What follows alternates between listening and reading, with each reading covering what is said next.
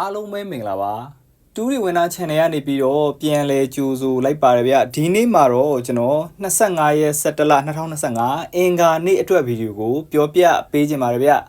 ဟုတ်ကဲ့ပါပထမဆုံးအနေနဲ့ကျွန်တော်အင်္ဂါနေ့မနက်ပိုင်းအတွက်အချိန်ကြီးကဲကနန်းတွေပုံနှန်းတွေကိုအရင်ဆုံးပြောပြပေးခြင်းပါတယ်အင်္ဂါနေ့မနက်ပိုင်းအတွက်ဆိုလို့ရှိရင်တော့ကျွန်တော်ရွေးထုတ်ထားတဲ့အချိန်နှစ်ခွန်အချိန်ဖြစ်ပါတယ်1469နဲ့ကတ်မှာဖြစ်ပါတယ်ဗျ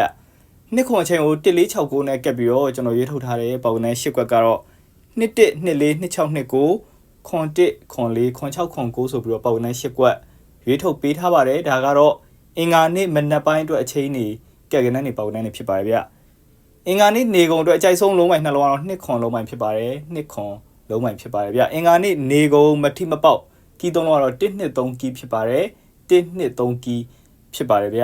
ဟုတ်ကဲ့ပါအင်္ဂါနေ့မှာလည်းအားလုံးပဲအဆင်ပြေကြပါစေဗျကျွန်တော် channel ကိုအမြဲတမ်းအားပေးနေတဲ့အတွက်ကြောင့်မို့လဲကျေးဇူးအများကြီးတင်ပါတယ်ခုနှစ်ရက်သားသမီးများအပူရရှိလို့ရှင်လည်းအမြန်ဆုံး